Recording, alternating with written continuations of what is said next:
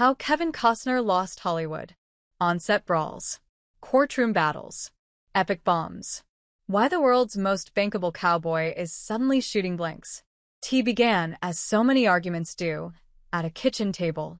They were filming on a soundstage in Utah. Kevin Costner, Wes Bentley, and Kelly Riley playing out another tense exchange in the Dutton family drama Yellowstone. But between takes, tensions boiled over. Costner, both star and executive producer, was pushing Bentley to ditch Taylor Sheridan's script and play the moment his way. Bentley refused. He told Costner that he had signed up for a Taylor Sheridan show, not a Kevin Costner production. Kevin didn't like that, and he lunged at him, says a source who was present. No fists were thrown, but they were in each other's faces, pushing and shoving and just getting hot until they had to be separated. Riley, according to one witness, was in tears. Production briefly shut down. The dust-up, previously unreported, was a tipping point on a set already cracking from creative power struggles and bruised egos.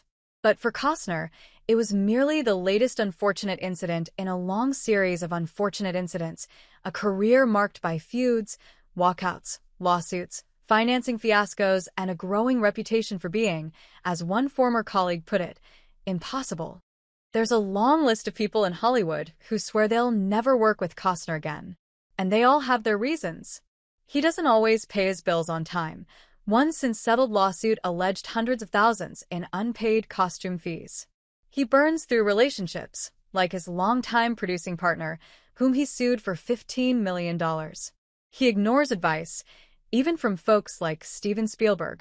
Here he writes scripts without warning, overrules directors, and on more than one occasion has clashed with his co-stars, including Clint Eastwood, Kurt Russell, and Wes Bentley. All of which raises an obvious question, the one being whispered all across Hollywood right now, even among former allies. What's going on with Kevin Costner? The 70-year-old star has always swung for the fences, often literally, in pastoral baseball idols like Bull Durham and Field of Dreams, with bold, risky choices. And Hollywood has counted him out before, only to be surprised by the resilience of his star power. But now, in the twilight of his career, the comebacks are getting harder to come by. The Oscar-winning director and actor with the most iconic American screen presence since Gary Cooper, the guy responsible for the line, "If you build it, they will come," who once carried box office mega-hits like The Bodyguard, is now brawling with his castmates, getting sued by his crew members and, in recent months, giving paid keynote speeches at bakery and veterinarian conventions. And behind it all, according to several insiders, are power struggles playing out far from the spotlight, ones that some say have left even Costner himself in the dark. It's sad, and that's the only thing I can think of, says a source who's worked with Costner for over a decade. I think he got lost in the ether, and to this day, I just don't get it. But, of course, the naysayers had it all wrong. After Costner cobbled together its $22 million budget without any major studio investment, Orion Pictures reportedly wrote a check for $11 million while Costner put in $2.5 million of his own money. Dances with Wolves became a decade-defining hit, grossing $424 million, ultimately going on to win 7 Academy Awards, including Best Picture, Best Director, and Best Adapted Screenplay. It was a cultural phenomenon that single-handedly revived Westerns as a genre and transformed Costner into one of Hollywood's most bankable stars. Time magazine proclaimed him the new American hero. A year later, Rolling Stone put him on its cover under the headline, "An American Classic." Costner quickly capitalized on the moment, following up with a remarkable string of hits, starting with Robin Hood, Prince of Thieves, which came out 6 months after Wolves and grossed $390 million, making it the third highest-grossing film of that year. That was followed up by Oliver Stone's historical drama JFK, which grossed $205 million on a $40 million budget. Then came The Bodyguard, which co-starred Whitney Houston, and which grossed $411 million worldwide, making it the second highest-grossing film of 1992. Suddenly, Costner was considered, alongside Tom Cruise, Arnold Schwarzenegger, and Bruce Willis, one of the biggest movie stars in the world. In hindsight, It's easy to see that the 1995 post-apocalyptic action film in which Costner plays a mutated mariner living on the fringes of a water-soaked world was a debacle waiting to happen. In fact, at the time, Costner was being warned by no less an oracle than Steven Spielberg. The guy who shot Jaws had reportedly advised Costner and director Kevin Reynolds to avoid filming on the open sea at all costs. But the warning went ignored, and Waterworld, with a budget of $175 million, then the most expensive movie ever made, began shooting around the Big Island of Hawaii in 1994. The production was plagued by hurricanes, tsunami warnings, stinging jellyfish, and several injuries, including Costner, who almost died while riding out a storm stranded atop a mast after a safety line had snapped. Things got even worse when the film finally opened on July 28, 1995.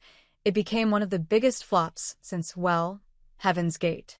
Turns out, that was just the beginning of what would become a long, slow slide for Costner. 2 years later, he released yet another post-apocalyptic adventure film, The Postman, which Costner directed, produced, and starred in. That expensive film also flopped at the box office and was widely panned. It didn't help that The Postman opened on the same day as Titanic. Neither Waterworld nor Postman turned out to be a career killer, but the sheen was diminished. Costner was still a movie star, but he was no longer being offered blank checks and full creative control.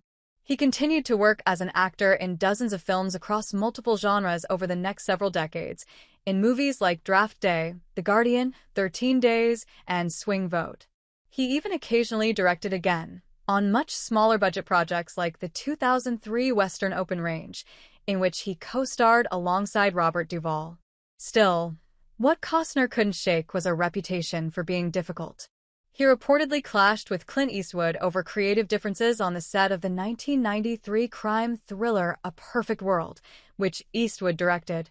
He also reportedly clashed with Kurt Russell on the set of 3,000 Miles to Graceland, yet again over creative differences. Even his friends would sometimes fall under his ire, including his longtime producing partner Jim Wilson, who's credited on 8 of his films, including Wyatt Earp, The Bodyguard, Message in a Bottle, and Dances with Wolves. Costner sued him in LA's Superior Court for $15 million in 2021 over a dispute involving Good One's production, the company he and Wilson formed in the 1990s. The word difficult gets used a lot, says Rick Nacita, who represented Costner from 2002 to 2008 before Nacita retired from agenting as a partner at CAA. In the 1990s, Costner was represented by Mike Ovitz. It can mean someone who won't come out of their trailer, or someone who doesn't know their lines or is rude. That's not Kevin. He wanted what he wanted and knew what he wanted, and if he didn't get it, well, he was never a great compromiser. It's a firm belief in himself and a confidence that to some can play as arrogance.